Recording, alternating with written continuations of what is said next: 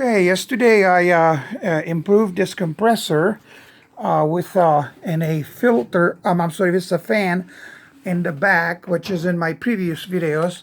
You can find it as 3 videos. And I had this tank from a compressor that was broken. So what I did is, after I got the compressor ready, I took off the mounting bracket, which was made out of plastic. And I put this piece of wood in here, mounted it with 4 bolts. As you can see, it's really easy. You just countersink these little bolts. There's 4 of them, 2 in the back and 2 here. They're brackets that are already welded in this case.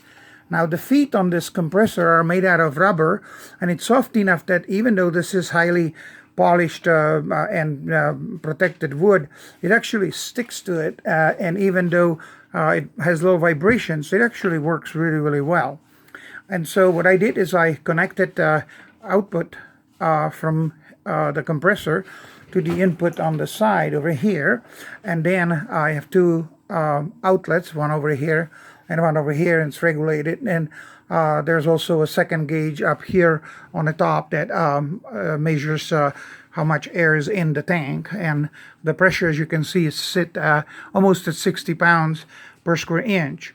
And then I just added this little flexible hose with a little nozzle, and I'm going to let some of the air out so you can see what happens.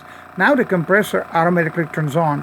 So basically this little limit switch is set to, it's like 58 pounds per square inch. They call it 3 kilograms of whatever this sensor, but they actually it's not translating very well into pounds per square inch. But you'll see it that this little gauge that is on the compressor itself is going to stop here very quickly. I said, I'm sorry, 650. I said it's going to drop to basically about 58 pounds or so.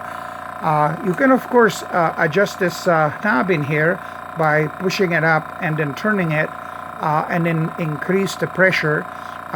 When you do that, what happens is that the compressor, it has to squeeze through a smaller hole inside this regulator. And so I usually leave this thing fairly open, or almost all the way open. And the reason being is because I don't really need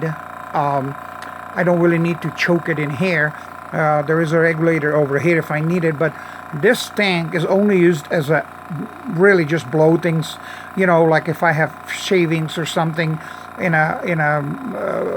something that I just want to remove, or dust or stuff like that. So I don't really use this as a real compressor. I use this only, as I said, just blowing a little bit of air and stuff. That's all I really use it for. So this tank is not going to be ever pressurized much beyond that.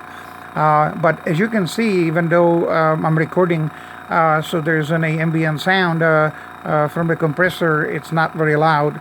One of the reasons is the feet, and then also underneath this cover is a paper cover, or a paper a spacer, or whatever you call it, and that makes this basically, it's a membrane, really. If you would look at it, it's basically almost like a speaker, and what happens is that this muffles the sound. I tested it with the screws off and the plate off, and it really it's very, very loud. I'm still going to try to figure out if there is a way to maybe open up more vents on the side, so more of the air from the fan that's on the back is going to go through, and it's going to keep it even cooler. So that's all about this little compressor. I hope you'll find it interesting and maybe make one of these for yourself. Have a good day.